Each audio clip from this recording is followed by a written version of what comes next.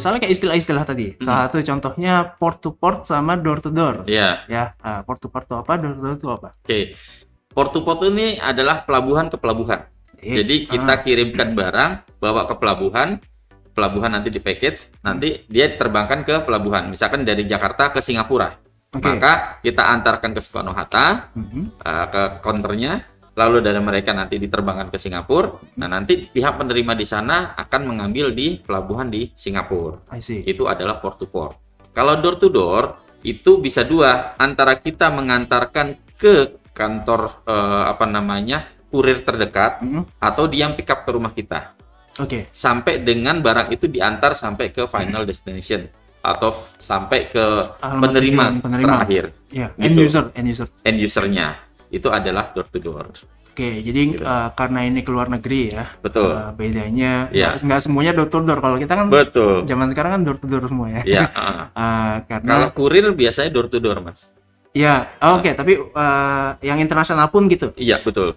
Kalau kurir internasional itu biasanya umumnya door to door service. Tapi pasti lebih mahal.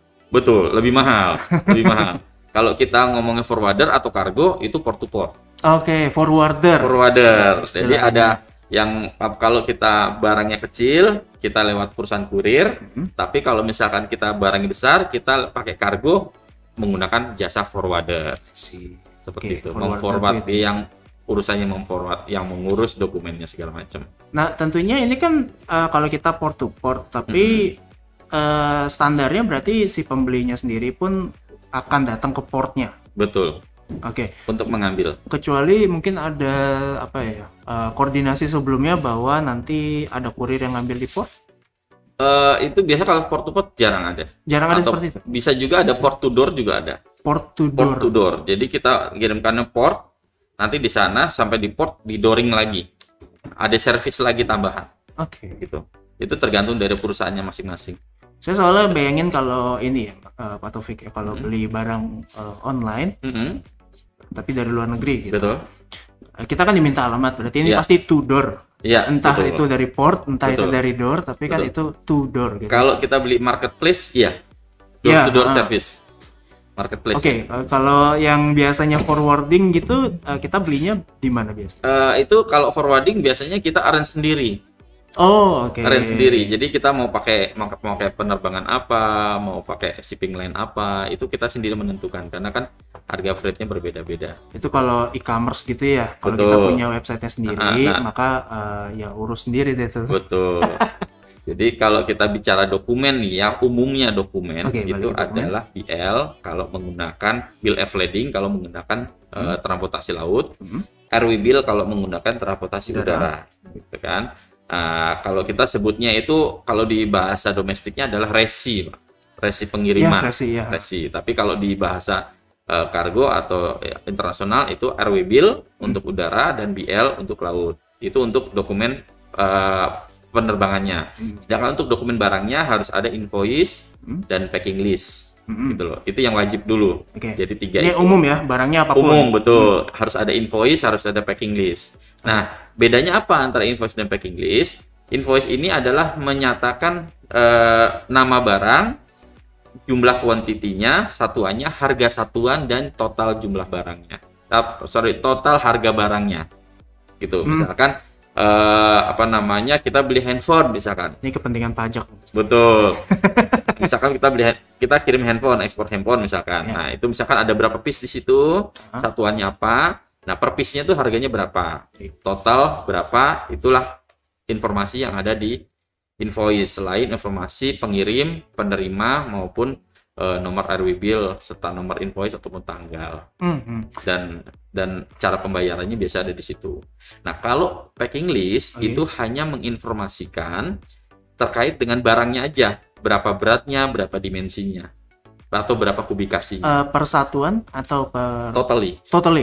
Jadi dia nanti ada totalnya gitu. Jadi misalkan nggak pakai harga lah intinya. Nggak pakai. Kalau harga itu diinformasi di commercial invoice. I see. Kalau packing list terkait dengan barangnya. Gitu. Jadi yang biasa kita tahu mungkin resi yang biasa kita lihat adalah packing list lah. Betul. Karena kan nggak ada harga biasanya. Tapi ini berarti tambahannya buat teman-teman adalah tadi namanya apa? Commercial invoice. Commercial invoice. Atau kita sebutnya invoice. I see. Nah, itu berarti ada 3 dokumen tadi yang semua kategori pasti ada. Pasti ada. Baik. Kalau kita bicara ada dokumen, itu namanya dokumen utama, Mas. Ya. Kalau ada lagi dokumen tambahan. Nah, ini yang tergantung dari kategorinya. Betul, ada lagi dokumen pendukung. Gitu. Kalau kita bicara ekspor itu atau impor ada 3 dokumen itu. Ada dokumen 3 utama. jenis dokumen. Ya, ada dokumen utama, dokumen tambahan, dan dokumen pendukung. Oke. Gitu. Boleh yang pendukung tadi deh. Oke. Dokumen pendukung Kalau tuh dokumen intinya pendukung ini biasanya tergantung dari menempel dari spesifikasi barangnya sendiri.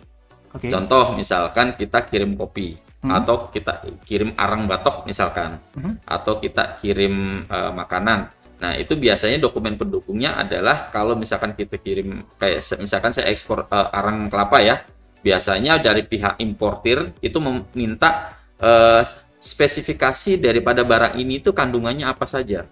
Oke. Maka itu saya harus lampirkan yang namanya Certificate of Analysis. Itu yang saya serahkan kepada pihak laboratorium tersertifikasi.